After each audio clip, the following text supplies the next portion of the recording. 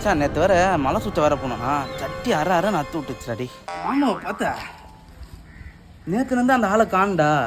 எங்கள் அக்கா வேற எங்கடா அவன் மாமா போனார் என்ன கேட்டு உயிர் எடுக்குறாடி. என்ன பண்ணுறது? இரா அந்த ஆள் தாண்டா வராரு.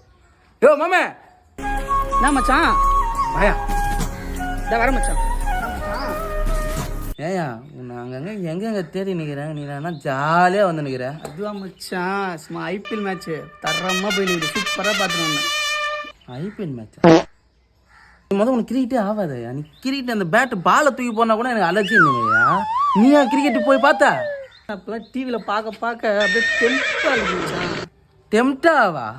யோ முதல் மேட்ச் எத்தனை பேர்னு உனக்கு தெரியுமா? பேரும் தெரியாமடா, நான் சென்னை வரைக்கும் போய் பார்த்துட்டு வரேன்.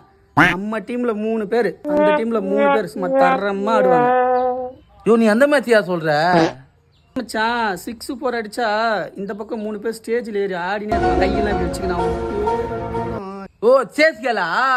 ஆமா மச்சான், இப்படி பாவாடை போட்டு ஆடினே இருப்பாங்க, இப்படி அவங்க தான் மச்சான். ஓ இதே அவ்வளோ தூரம் போய் பார்த்துட்டு வர? மச்சான் டிவில சரியா காட்டவே மாட்டேங்கிறாங்க. ஆமா அது ஒன்றும் இல்லை மாமா, யோசிச்சேன். சரி அதை விட அக்கா என்ன தேடி இருந்தாங்களாமே நைட்டு ஃபுல்லாக சொல்கிற? அது ஒன்றும் இல்லை, உன் பையன் ஆய போயிட்டு கையெழுத்துக்கு ஆள் இல்லாமல் வேறு தேடிங்க இருந்தாங்க உன்னை, அதுக்கு தான். இவன் வேற உங்கள் அக்கா ஒரு ஆள் கழுவி விடவே மாட்டான். சரி மச்சான் நான் போய் கழுவி மச்சான் அட்டா. ஹலோ இவன் தான் வேணும் தாலி கட்டிக்கினியே. இந்த ஆள் என்ன வேலை பண்ணிட்டு வந்தான் தெரியுமா? குட்டி பாவாடை பார்த்துட்டு வந்துக்கிறாரு.